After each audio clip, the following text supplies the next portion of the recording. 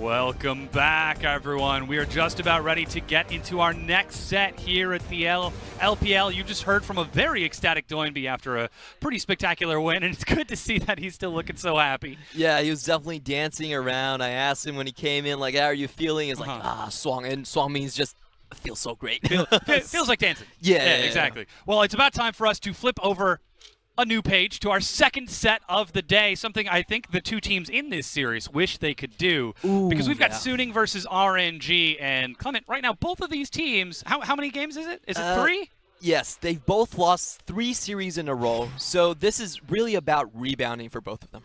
Well, the hope is that they can actually pull themselves together here in this series, because I'm sure RNG, traditionally, they're looking at Suning and they're saying, this is Suning, this is great. And Suning, they're actually looking a lot stronger. This is not a pushover team, I think, that RNG can expect to just breeze through. And I have to say you're absolutely right now. RNG are looking like they are in shambles. There's no coordination on the team. They're very lethargic early games, while on the other hand, SNG, even though they've been losing games, it's mostly been about their inexperience, especially in the late game, getting caught out against IG in a very winnable situation. So this match, on the just by the names, you might think, this is RNG easy. Yeah. But honestly, I'm not so sure about it. Okay. So you mentioned a little bit how Suning has a tendency to play a bit more aggressive in the early game, a bit more decisive. Could this actually be a good matchup for them, knowing now that RNG are playing a little bit lethargic in the early and mid game? This is really going to come down to the jungle positions. This is the biggest questions I do have for SNG as a team. They like to play fast. They like to play very aggressive, but a lot of time Tien kind of falls behind. On the other hand, though, I feel like RNG, MLXG, and Karsa have not been having very good days. MLXG looked completely deflated after his loss earlier in the week right there. So if we just call the junglers like kind of even right now, because I don't think both of them are having very good games, what I'm excited about is the mid lane matchups, because in the mid lane, you're talking about the only 2 Chinese mid laners that have reached rank 1 in the Korean solo queue ladder. Both Knight and Xiao, who looking to style on each other right now. Regardless of the fact that we're going to breeze over the fact that you just said Hacker and MLXG are of similar play levels, let's continue to talk a bit about this mid lane, because it is going to be very important into this matchup. Xiao, who of course stepping up huge during Worlds and really making a push as far as he could, but now we're coming into a new season. Is his fire still raging as hard as it was? Well, I feel like Xiao has been the only person on RNG that has been performing up to his standards. The rest of the team has kind of fallen behind. And what's interesting is we actually have seen this before from RMG. The last year kind of went the same for them. Before Rift Rivals, the only person with the positive GD was actually Xiaohu, and they just kind of waited until his Corki got fed enough to carry the entire team. And that's going to be the question moving into the Chinese New Year break. Is this RNG just kind of temporary form? Do they have to wait on Uzi to come back? Or are we going to see something that keeps us excited through that extended break? So that's a question that I actually have to follow up on, because Uzi, he came in last split. He started absolutely changing up RNG, and they became much more successful. What is it that Uzi brings? Obviously, we're going to say a word that's going to make some people a little unhappy. He is the superstar of the LPL. He is a massive name, a spectacular player, but just that he wins bottom lane more often than not, that he has such a late game carry potential, is that enough to change RNG when they look like this? I think there's 2 things he does bring. That the number 1 thing is that he does bring a winning lane, so MLX, he can go there to pick up kills. Uzi, he still had the highest GD and the highest CS per minute in terms of an AD carry right there. So there's a lot of good things about it. Also the personality, the fire, the experience, the crownless king kind of attitude of wanting things.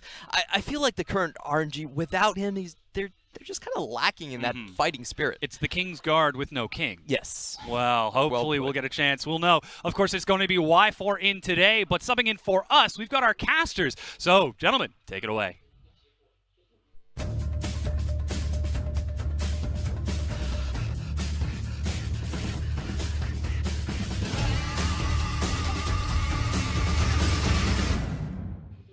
Thank you so much, Diamond. Raz and I, we've subbed in for this next match between Suning and RNG. Now, Raz, how are you feeling today? Oh, feeling good, feeling good. First set really fired me up because it was a little bit explosive, and now we get to go for a Suning gaming set, so this is going to be pretty nice to see. Yeah, it fired me up because there was a Yorick in there, but unfortunately I didn't get to cast it. But yeah, absolutely, Suning gaming, they've definitely shown that they have that explosive playstyle so far in the split, but we've also seen from their series against Rogue Warriors, they can play slower.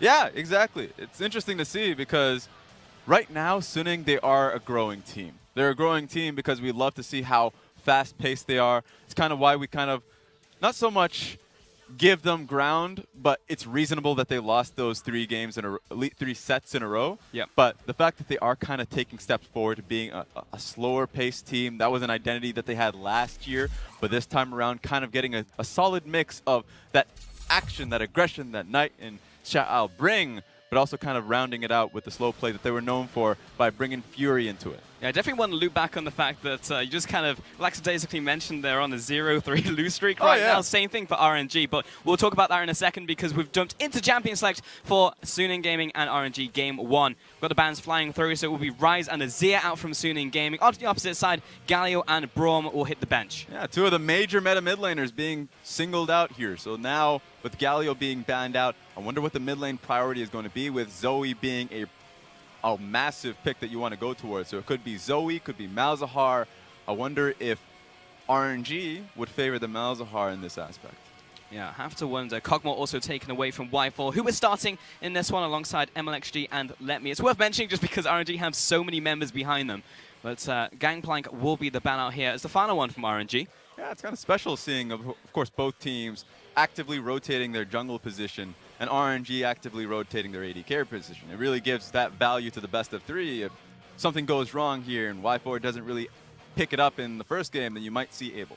A lot of faith in Xiao though. He gets the priority pick of Camille into the top lane against Let Me here, so we'll see what he can do with that. It may be a priority pick that could go to Xiao, could go to Hacker, because it's a massive takeaway from MLXG. That is his most played jungler, and also Let Me has historically played the champion, so that's a good pickup by SNG. What a world we live in where the most played pick in the jungle is Camille for MLXG, but on the opposite side, Sejuani for the jungle will be coming in, and Ornn as well as that flex pick for RNG. Immediately kind of setting the tone that RNG are going to have a massive front line.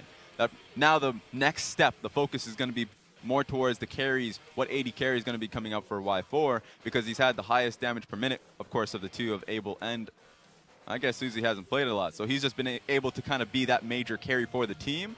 So perhaps he would want to pick up his AD carry now, be it the Kalista or the Ezreal, before they go into second phase. You'd have to assume so, but we've got many power picks coming through very early as well, especially from Suning Gaming, who lock in Zoe for the mid lane here for Knight. See if he gives them the firepower to fight back against Xiaohu, because as Clement was saying, both of these players managed to claim that #1 spot in Korean solo queue. So personally, I'm very hyped to see it, and we get the cast-in lock-in from RNG. Xiaohu laying down the gauntlet. Immediately, doesn't want to go into second phase, knows that Suning Gaming are just going to levy more mid lane bans, so they just pick it up super quickly. Now we get an assassin off essentially in the mid lane. One thing that kind of just slipped through was the Tahm Kench major win rate in the league, and also is an incredible answer to Zoe. So just the fact that now Suning Gaming picked up the Tahm Kench while Braum was banned in first phase means that you have to ask the question to RNG, what support are they willing to pick up? It could be the Alistar that we see from Ming. Yeah, a lot of takeaways so far from Suning, but it's turned into a pretty strong draft so far. Ezreal ban out from RNG towards Fury here. We'll see if they continue to also hit the AD carry pool, since both teams do need one. Yeah, and that's going to be a major focus to see what RNG pick up at their first champion, because you would expect now that they're starting to levy more AD carry bans that that's going to be their priority pick, and then hold the next one for the top lane / support position. So this might be one of the rare games that Ming gets a counter pick support. Yeah, maybe. We will see. Still a lot of AD carries open. Got Kalista. Kog'Maw has been banned. Caitlyn as well, if the teams want it. Alistar was the ban there against Ming here. Yeah, and I think Suning should just outright ban the Kalista. Y4 is very well known for his Kalista play, and sure, AD carry bans are going through, but that's just because RNG are baiting it out from Suning Gaming, that they're saying, well, you know what? Sure, you ban the Alistar, but you don't ban Kalista. We're 100% going to be picking it up, and we already have the tank in a sense from Ornn, so worst case scenario, we just have a Kalista Ornn bottom lane. Yeah, well, worst case scenario, RNG just say, hey, we have Leona in the back pocket because Ming plays it. So they have multiple tanks they can throw at it, but Kalista has been banned away. So following the same thought process we were there, Raz, Suning Gaming have taken it away. Okay, that works out perfectly. They have to look towards their AD carry position, and Caitlyn is open. So you might just see RNG pick up the Caitlyn and have that bottom lane priority. I would prefer that. And maybe just hold on to the support pick for the next one. Yeah, try and sculpt that bottom lane. Plus, they have that flexibility already from the Ornn. But they do decide to put the Ornn into the bottom side and put Cho'Gath into the top lane. Okay, already showcasing that the Cho'Gath pick. We've seen this kind of matchup quite a bit in the top side of the map. I saw it just recently, of course, last night in Europe. Matchup is pretty hit or miss for both ones, but Cho'Gath can really take over the lane because of the base damage that he has with his Vorpal Spike. So that's something you have to watch out for. If you're going into the later portions of the game with a massive Cho'Gath kind of tanking it up, already you look at this matchup for RNG, 3 major tanks to throw at you. So Suning Gaming, you need to find that tank buster. Yeah, Camille has been locked into the top lane as well for Xiao Hours. Jarvan has been locked in for Hacker. And also the fact that Jarvan's managed to make it so far down the picking order here for both teams is interesting. But we're looking towards that final pick now from Suning Gaming. They have a pretty good front line. They could go for a hyper carry. Yeah, this is going to be a massive discussion for them because we've seen Vayne from RNG quite a bit. We haven't seen that much Vayne from Fury. They're looking for a hyper carry, and so now that they've gone towards the, of course, the Xayah pickup, not high win rate, but still has a very strong focus of kiting back. And now looking towards RNG as well. They still have a bunch of AD carries to choose from. I could see that Caitlyn down there, even the Vayne themselves. Yeah, I would say Caitlyn just, both Tristana and Caitlyn have pushing potential of good environment and being able to just walk up and trade. Caitlyn would walk up and trade damage because she has a larger range. The Tristana would be a more, I would guess, a pushing lane on that aspect. Yeah. Also thinking about this early priority now for junglers coming in here. So Sejuani will be on to MLXG, got the Jarvan as well. So back to the classic Jarvan and Sejuani matchup. But looking towards the top lane on top of that, Cho'Gath into Camille. You were talking about that lane earlier, Raz. Did happen in Europe. Yeah, so the fact that Let Me got the Cho'Gath for himself, we haven't seen that pick so much in the LPL, but once you get a hold of it, of course, early game, you don't really want to touch the lane all that much. You want to, if you're the Sejuani, you essentially want to be focusing towards the mid lane. Cho'Gath will do well on his own. The only thing you really have to worry about is how he's pushing the lane, because naturally through his trades with the Vorpal Strike, that does get to push the lane up against Camille. That's when it becomes worrying, because then Camille has good gank pressure, especially when she hits 6. So that's a point of worry, especially now that the Jarvan got picked up.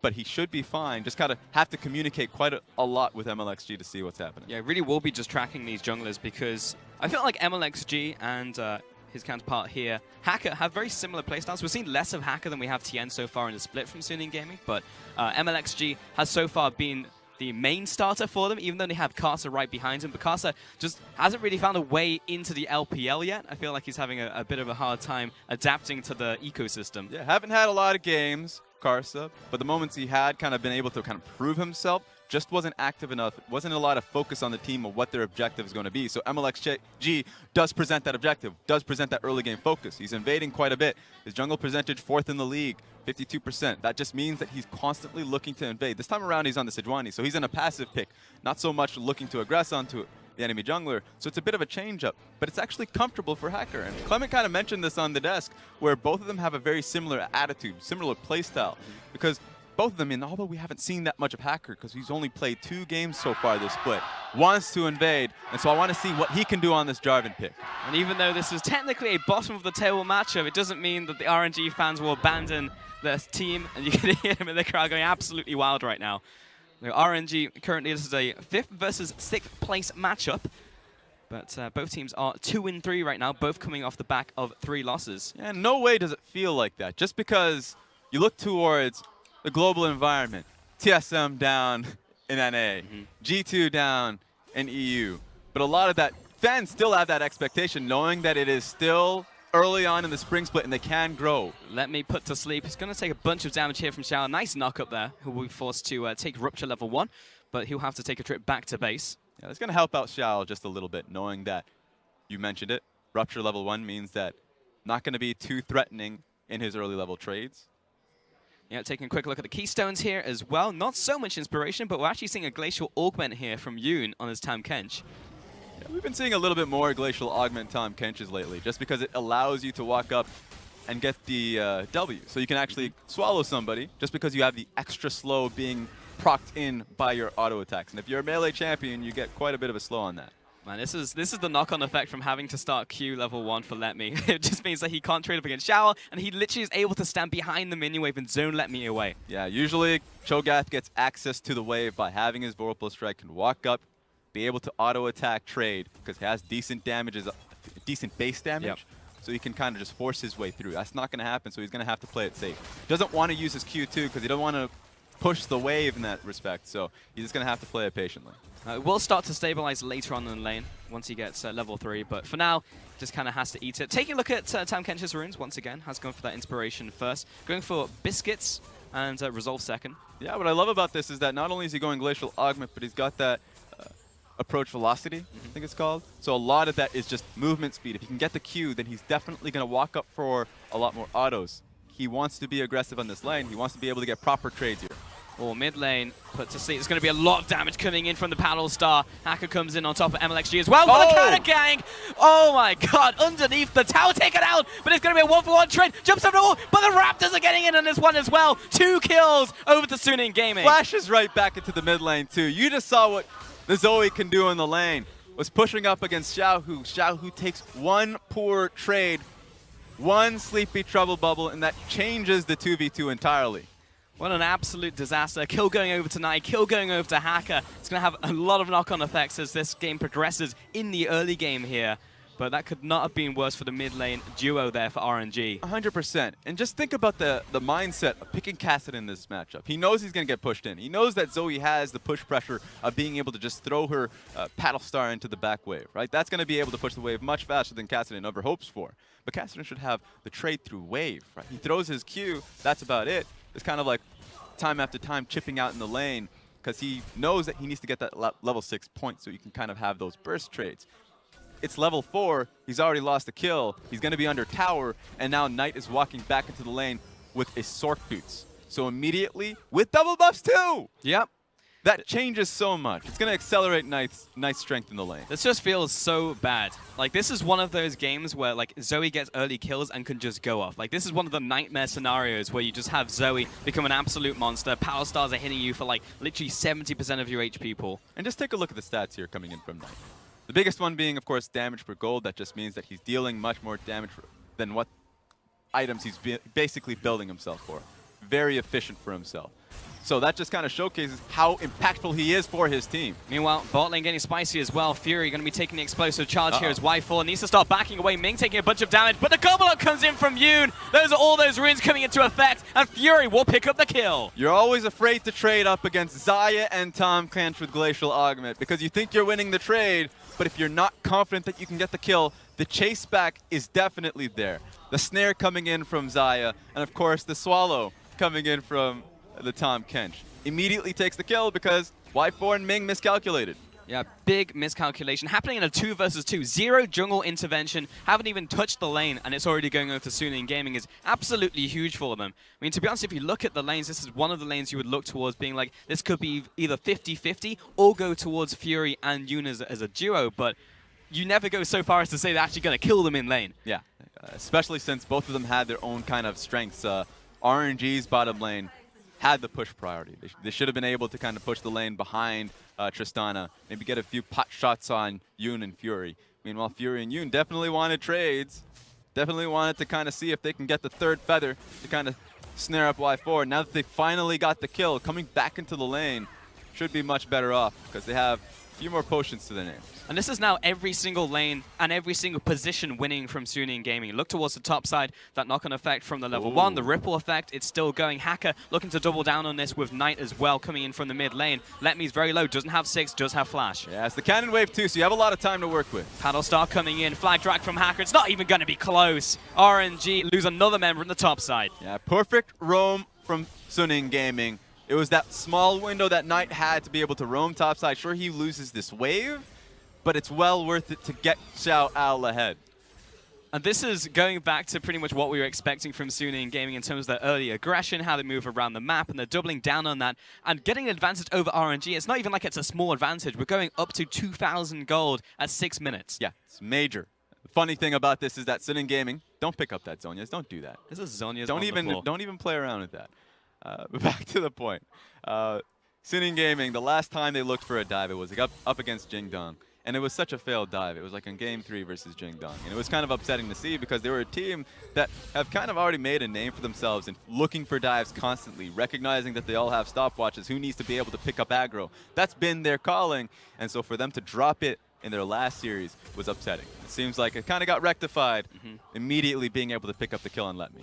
I was definitely wondering about that last series if they were trying to change up styles, but it seems like they are back now. RNG, however, it's worth, I was going to say, talking about their weaknesses, but Hacker's looking for invade here. He's got the help of mid lane and the bot lane moving up. There's nothing really Min can do, so Blue Buff will go over to Hacker uncontested now. Yeah, this is something that MLXG would expect, just because obviously being picked into this matchup, Jarvan wants to be able to look into it, but he also knows his opponent.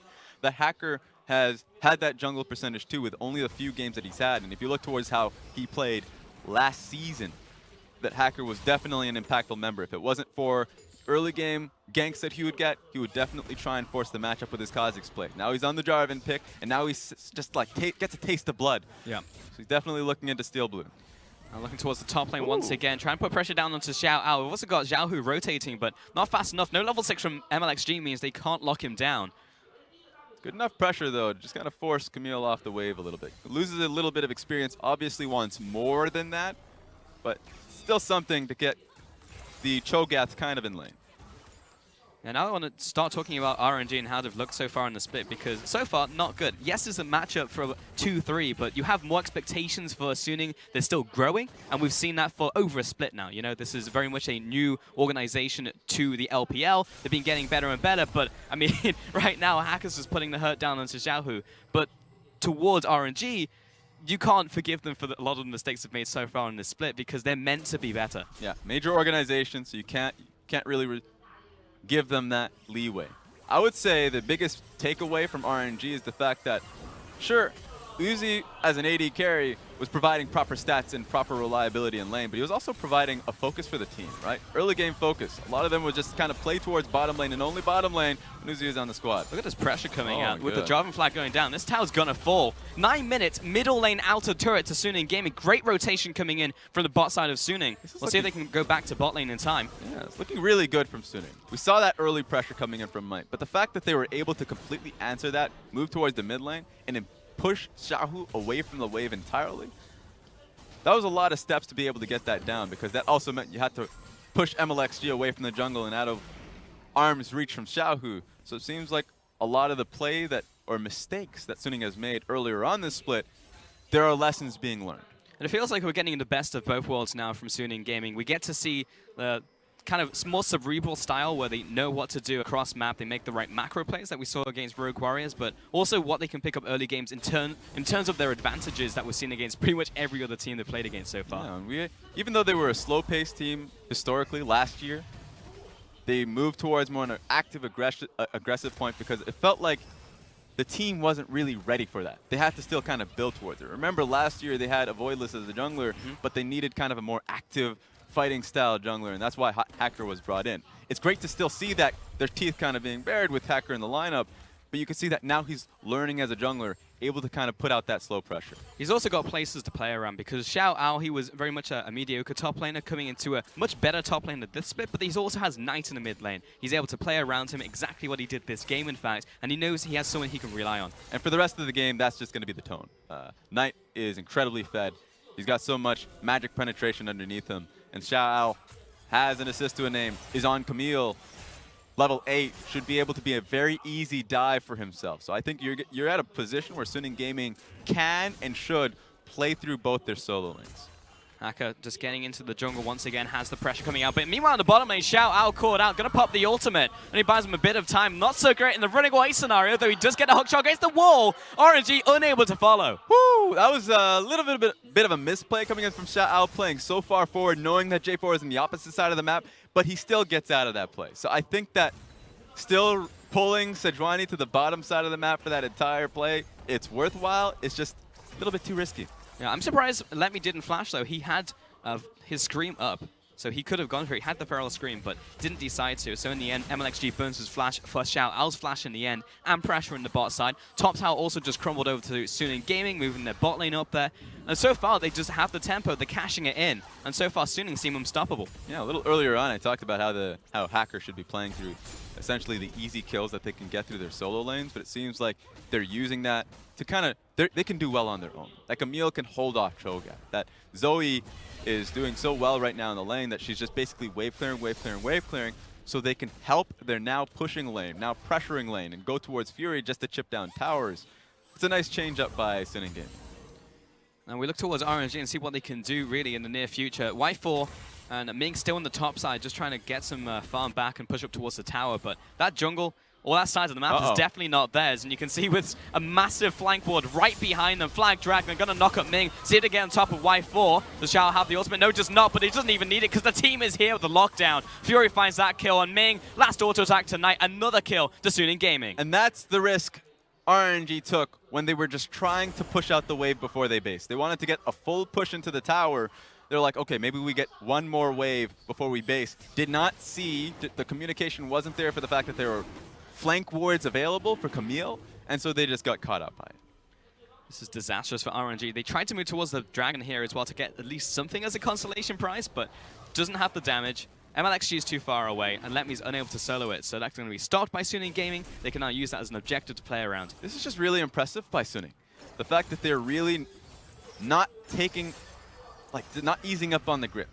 That they had that early game lead, but they're continuously using it for especially that TP play, having the eye on the map. Great from Xiao to recognize that that play was available, but then immediately going back into waves and getting a push on it. We haven't seen that much from Knight, which is hilarious, because he got those early kills and he had the early buff, but he's just essentially allowing so much space for the rest of the team by constantly pressuring Kassadin, making it so hard for Kassadin to ever find an opening to help his teammates. Yeah, he's been suppressed, but he's still managed to farm. He's got 140 farm at 13 minutes, just going towards the 40-minute mark. So Xiaohu will still hurt later on into the game, but then you have to look at how much gold Suning Gaming have just accrued so far in this game, and it's just put them so far ahead of RNG, and they'll knock down bot tower on top of that. But that's the thing, right? Right now, RNG are hoping for that kind of late game potential.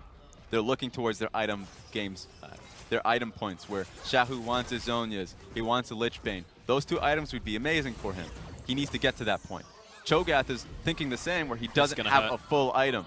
Get out of there. Xiaohu, he has flash, he has his ultimate as well, but Knight is probably on the chase. He has to burn the flash here. Didn't quite connect to the wall there. Meanwhile, in the bottom lane, he's been dove behind his inner tower in bot lane. Unreal. They cannot save a single tower. And that goes to show the same point where RNG right now, they were really hoping to slow the early games down so their late game composition comes through.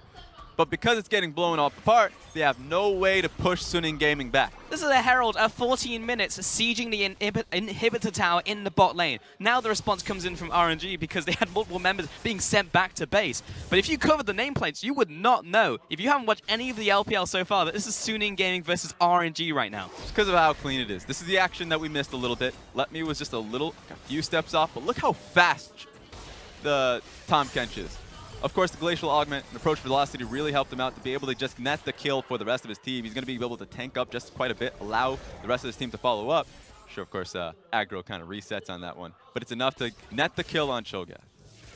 7-1 right now, almost a 6,000 gold lead, 3 towers over their opponent. Suning Gaming even managed to pick up the Infernal Dragon, and their mid lane is Zoe, who's fed. Like, it seems like everything is going their way. There's not even a single point you could say is stronger on the map right now from RNG. Agreed. Here's the difficulty now. This is where I kind of pose a difficult situation for Suning Gaming. For new teams, when you get so far ahead, 15 minutes into it, where's the next objective? Where do they actually look towards next? Of course, the easy answer is the inner top lane tower, the mid lane inner tower as well. Once they take those down, there are no neutral objectives for them to go back towards. It takes like 5 minutes for the Baron to come up, and I look towards their composition. It's not like, it doesn't really have, it's not fast enough for RNG to not kind of like, they should be able to answer it. RNG trying to make a play on top side though. Nice dodge from Xiao. Oh, big whiff out from MLXG there.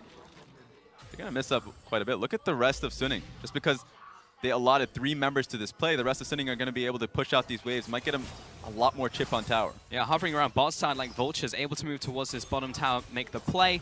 This tower's going to go down to at least below half. Yeah, that's at like almost a quarter HP now. So each time RNG try to make a play cross-map, kind of the answer to your question there, Raz. Suning Gaming are able to respond if RNG try to make these plays. Yeah, and that tower got hurt quite a bit by the earlier Rift Herald too. So that's going to be in range of just Xiao walking up to it essentially. Well, that was pretty much all of Letme's HP. He is meant to be the tank on the team, but he has built no mana resist. So Knight is able to completely cleave him in two. It's absolutely absurd, that damage coming in. Yeah, it's getting a little ridiculous. Yeah, okay. I think he just loses half his health as well.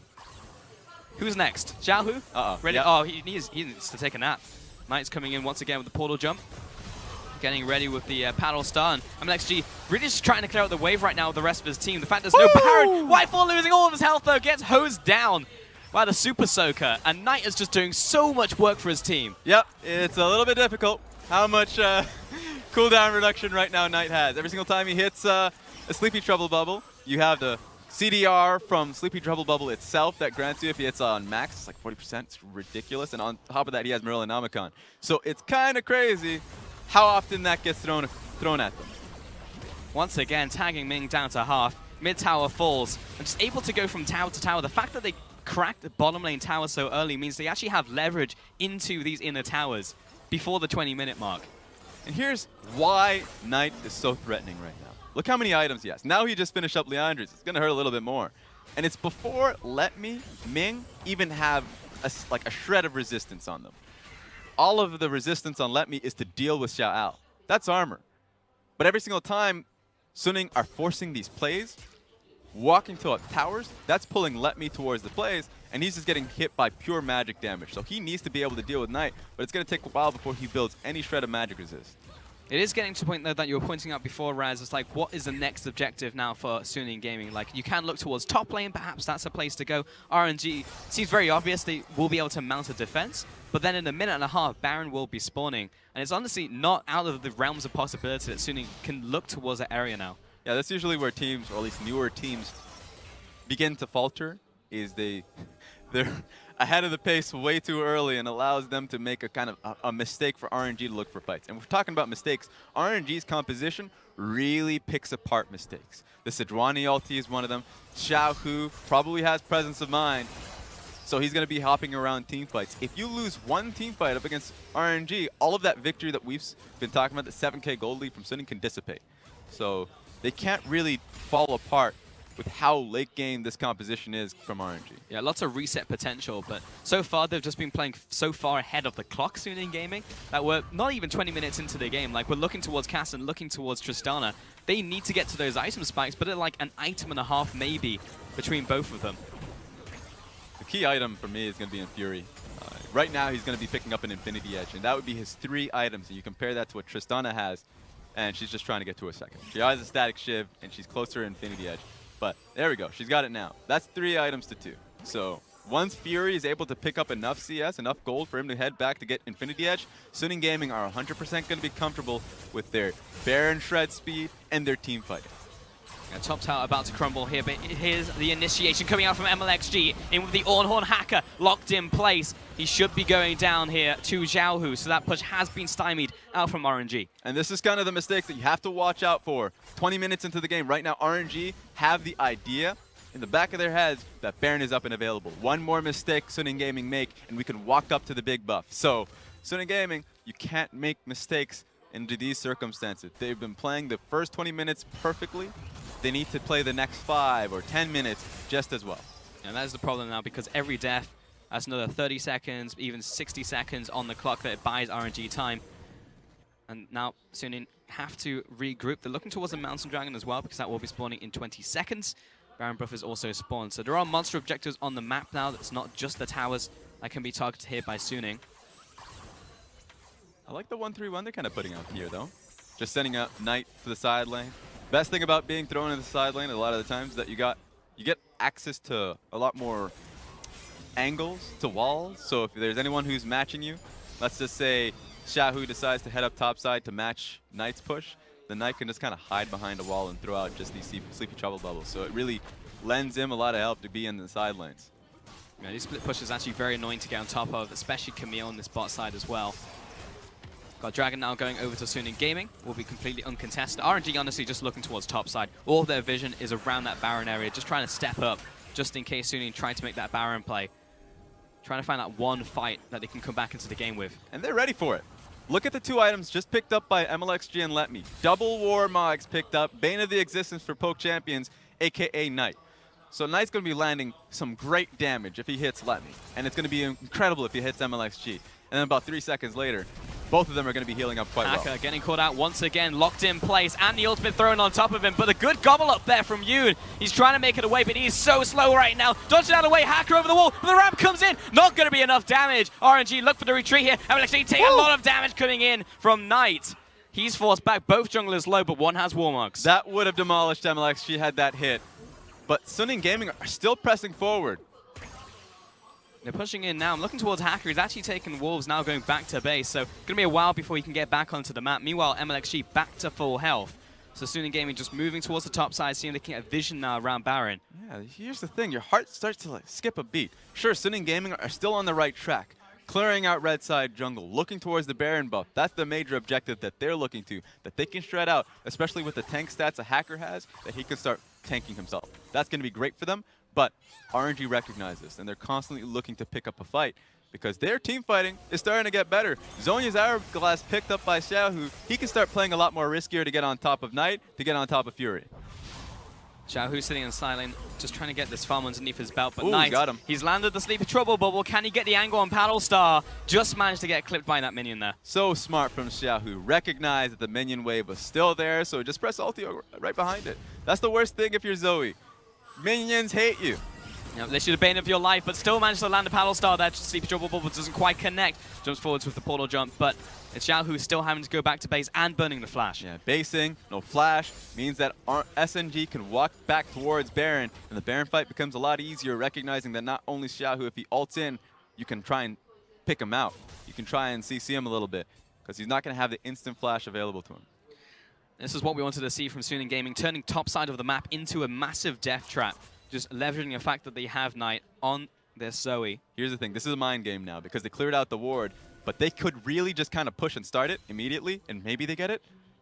But they're just sitting still, waiting for the pick. Yeah, connect Sleepy Trouble Bubble, but Ming will get out of that one.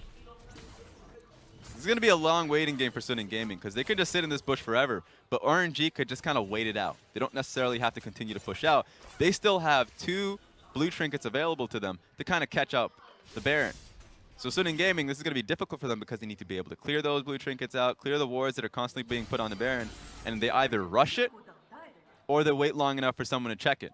If someone comes to check it, you chunk them out or you kill them. If someone, I mean, obviously at that point you put enough fear into them, they're like, all right, they're just going to sit in that bush forever. Wait a second, Baron's already gone. So it's going to be interesting to see what Suning Gaming decides once they come back onto the map.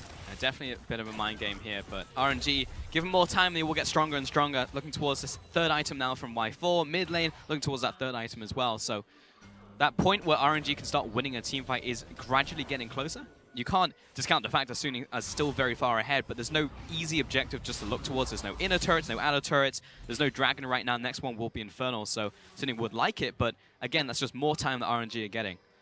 Yeah, now it's just turning into the fact that I think Suning are getting a little bit more comfortable thinking that it's going to be team fights that are going to end the game. Look at what Fury's built up for himself. Didn't even go towards the Infinity yet. Just sitting on the BF sword and went straight towards the armor penetration item just to be able to get more, I guess, healing reduction on the 2 members that have the Warmog. So MLXG and Let Me, if they get auto-attacked, Knight's poke will last longer. And that means that they can kind of pivot towards Baron, back around Knight to see if these fights are available to them. I really love the pickup. Oh, engaging onto the Tam Kench though, looking for the great health. Wasn't in time though. It's going to be a big knockoff. This fight is going the way of RNG, but the backline very low right now. Turned into the front line. Whitefall at the back, laying down, wastes the rest of Suning Gaming, but this is just kills for kills. Xayah over the wall, picks up 1, picks up 2. 4 kills for 2, and Suning will win out. Quadra kill coming in for Fury. That was such a good play from Fury. It starts with Yoon dying. That's your one major tank, and you start to wonder if it's going to be good for Suning Gaming. But then Hacker comes in with his Cataclysm, and Fury follows up. So suddenly, like, you are just stuck in a cordoned off position, not a lot of space to move. So all the feather damage is just piling up on all of the carries of RNG. Yeah, it looked back and forth for a second. The fact that Y4 was free-firing, but eventually just managed to run over the front line. Looks like Cho'Gath and Sojani just got annihilated by Knight, but we'll have to take a look at that one more time. That will result in an inhibitor mid lane. This is going to be good to look back on, because look at the positioning of this team fight. It looked really good for RNG, but all of the damage coming down onto Let Me, down onto Sejuani, all of them wanting to get access towards the 2 major carries are not able to do that. Look at the space that Cataclysm provides to you. Look at the snare that is so easy for Fury to create. So he's able to output so much damage just based off of the positioning and the Cataclysm in the fight. Yeah, really good stuff from Suning Gaming. Off the back of that pick onto Yoon, I actually thought there was no way that was going to go over to Suning Gaming after RNG got the pick, but turned around, well played mid-team fight to them. And that now results in just more pressure around the top side, pretty much got all of that on lockdown in terms of vision. And we'll be able to just move towards the Baron as the next objective. It's funny because a lot of the stats, a lot of the praise will go on to Fury because he's able to get the kills. 7, 0, and 0. Incredible for him. But Hacker was really the MVP of the fight with how integral the Cataclysm was. Yeah. So really good showing for Hacker in what is the 3rd game that he's playing in the split. Yeah, really that fight was Fury walking front to back, but yeah, a lot of the praise can go towards that front line there for Suning Gaming. Going to be another Dragon going over to them as Xiao picks it up by himself. Infernal Dragon, second one of the game here.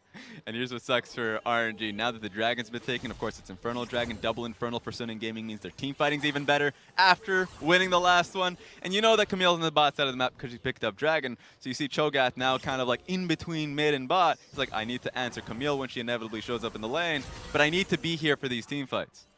And over time, the poke will come in from Knight. Just guiding this mid lane in now, but they will need to look towards one of the side lanes, since there is nothing else to take in mid lane. Looking to push up, I guess, just trying to find a pick of some sort, but top wave was a while from crashing. Bot lane is pushing in, but it will take another 30 seconds or so. Let's take a look at how massive Cho'Gath's HP pool is. So he's going to be a major force to reckon with, but if he just keeps getting chunked out, we know where you are now. Get out of there. He just needs to find a way to land any bit of damage, and if he's getting kited out, the only real answer for him is a TP flank. Uh-oh, Ming put to sleep, but there's no paddle start to follow up, just use that one. So clearing out the mid wave once again. MLXG was thinking about recalling. He's going to be seen very shortly if he turns the corner into this ward. Suning Gaming might be able to cut him off if he shows himself. That's a big point for him, looking for the flank. In fact, it looks like it's going to be him trying to contest Baron. They know what's happening. RNG do have this warded. Jumps over the wall. Too This early. is very early from MLXG. 2,000 HP remaining. Fury decimates him on the spot. Baron over to Suning. Can't hurt on him for trying. He thought he could look for it. Very smart positioning from him as well, but Suning Gaming have had way too much setup for that to happen. Look at the pink wards, of course, that were in the pit. There's no way for him to have a good enough information to kind of reliably make that decision. Yeah, all they could see is then walk towards the pit, but after that, it's a guessing game. And really, the difference between 1,000 HP at that point when there's a Zyre on the enemy team is like half a second at most. Y4 just lose most of his health, so he has to go back to base. Top lane tower will easily go over to Suning Gaming, now finally able to crack open the base from RNG. After that mid lane goes down, Xiao Hu loses all his health. He has to go back to base. Every paddle star is hitting from Knight, and he's just gonna base right in front of them. So, this is incredible. I'm surprised they actually based at that situation, because if you looked at the mid lane wave, they actually could have rode that one in, had 2 waves immediately to work with. But they're just going to play it safe for now. Just going to check out what objectives are available to them. Honestly, just all praise to Suning, because you said they have to play the next 10 minutes better, Raz. They have to play it perfectly like they did the first 20. We're now 10 minutes on, and I would say they played it pretty damn well. Maybe they got caught once in top lane from Hacker, but aside from that, everything else has been immaculate. Yeah, they're cutting it close. And so, of course, you're going up against a top-tier team in RNG. MLXG knows what to do to kind of upset the balance. They tried numerous times getting a pick on Yoon or getting a pick on Hacker. Multiple times, it felt like they were always saved off of them. This has been great from Yoon, always saving Hacker when he gets put in that situation. And, of course, Hacker in the later fight being able to make the team fight worthwhile and be advantageous when Yoon was pulled out. So it was dangerous. The vision game was kind of hard for Suning Game to play out. But once they really made it worthwhile, got the Baron for themselves, now this is the easy part. Yeah, this is the easy part. They can just use everything they've done so far. This is the last ditch attempt now for RNG to find a fight. Oh. But they go in and have to disengage. MLXG loses his life. The backline getting absolutely annihilated by Xiao Ao. And Fury walking front to back. He does so much damage. 4 kills ready to go down. Y4 at the foot of his base, unable to get to safety. Xiao Hu, he's on the run. He's getting actually taken down by Yoon right now. Support versus mid lane, and it's not even close. Final kill. Ace over to Suning, and it's clean. Oh my goodness. Xiao Hu got manhandled by Yoon. Saved Hacker at the very last minute. And guess what? Saved the chances at the game. Massive win for Suning. Just over half an hour, and Suning Gaming seal the deal. Take game 1 over RNG. MXG looking honestly crushed after that loss. And you should feel so, because Suning Gaming just absolutely smashed them. Yeah, feels bad, man. if you're MLXG coming out of that game.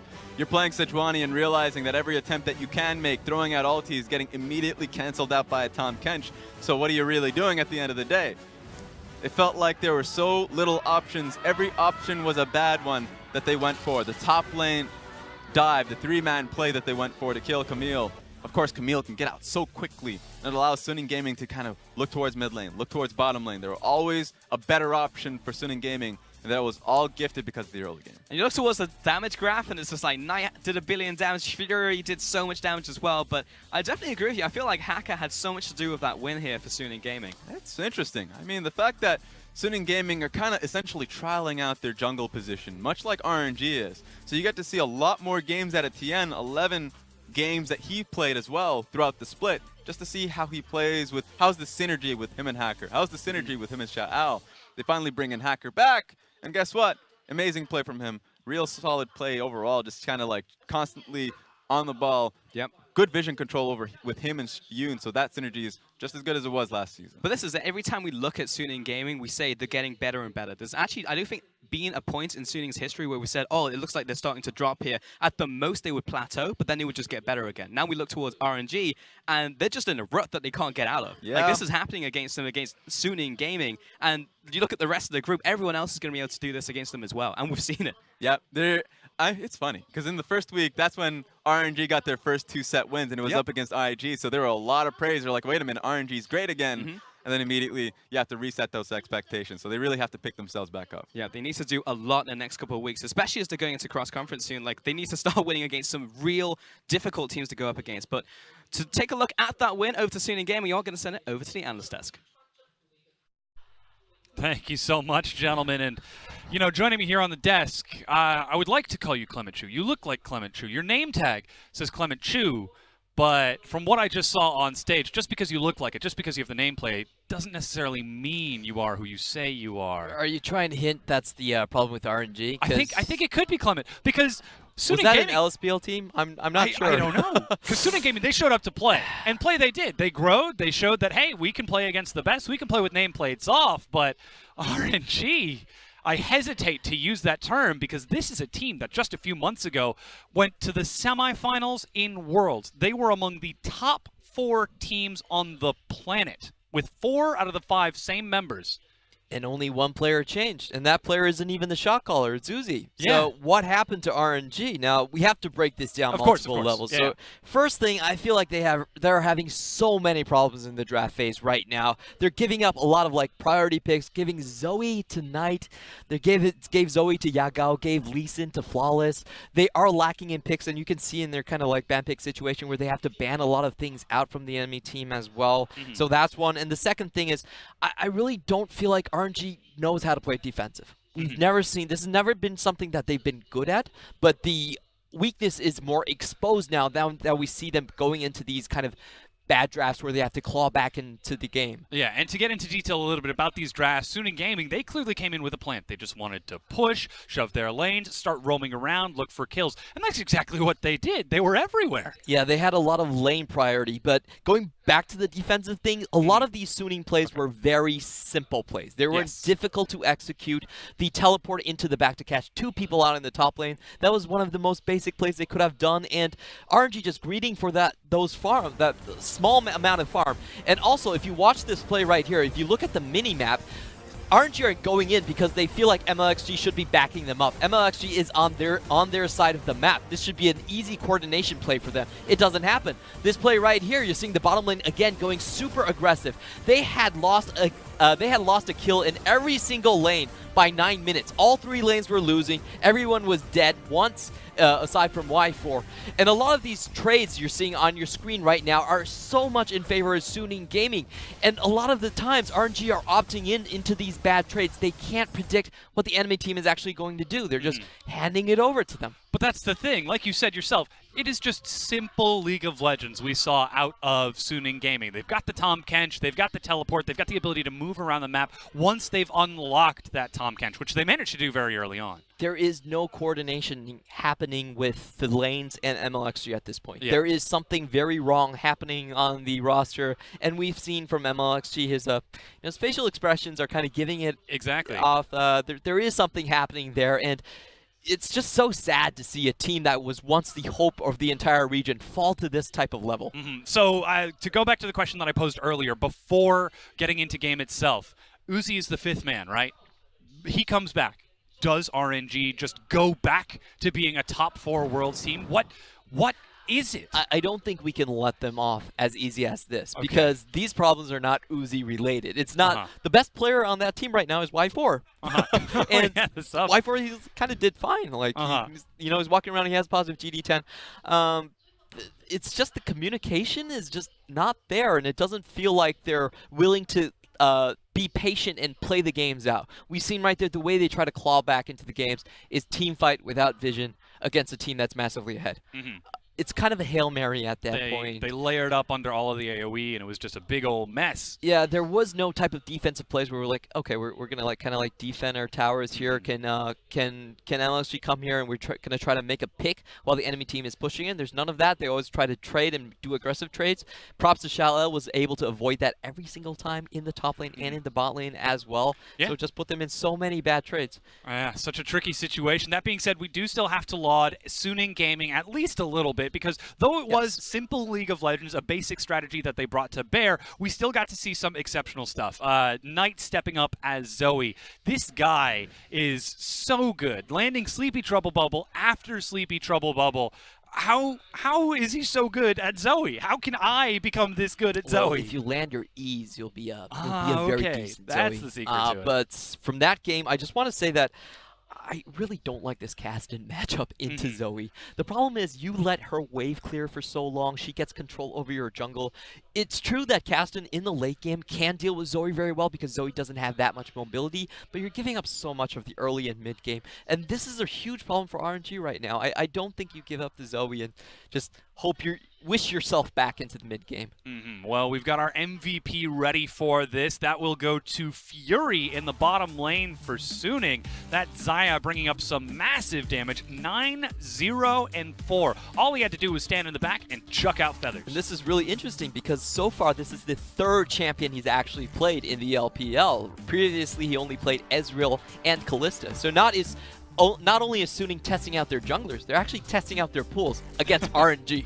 Oh, crazy, crazy world that we live in when you can test out like this. And this is RNG trying to get back into the game. The Hail Mary you were talking about, but it's just too little too late. Yeah, a lot of the good AoE coming out there, and you look at MLXG actually misses his ultimate. Xayah gets a great 3-man E back there, and Camille hasn't even used her ult so far. She's been sitting on that specifically for the Kassadin. So that's how far ahead they are. They're like, okay, hold on to your ultimate. We should use it to clean up kills. Yeah, the single casualty of war was Yoon playing that Tahm Kench. I'm sure sitting back during that team fight, he's just, all right. I think this is okay. We can afford to lose this team fight. But still, it is a good, commendable performance from Suning Gaming. They came in with a plan, simple though it was, perhaps testing the waters against RNG, and now they know, for the time being, the waters are shallow. Yeah, and I just hope that MLXK can wake up, start talking with his team. I'd love to see him on something like Rek'Sai or Lee Sin, where he can actually make those early aggressive plays. If he falls behind, I just haven't seen the power to come back for RNG. Yeah, well, they're going to have to find it because they're running out of time before cross-conference is coming up. They're nearly a third of the way through the split, and if my stats don't lie to me, they're at 2-3 right now. They don't want to go on a 4-series losing streak. Yeah. That's unacceptable for them. They're currently on a 3-series losing streak. You said at the beginning, one of these teams could be 0-4. What a world we live in where we could say that the team that goes 0-4 is RNG. They're better than top boys. Royal never give up. Well, Royal need to start thinking because they've got a lot of work to do to turn this around.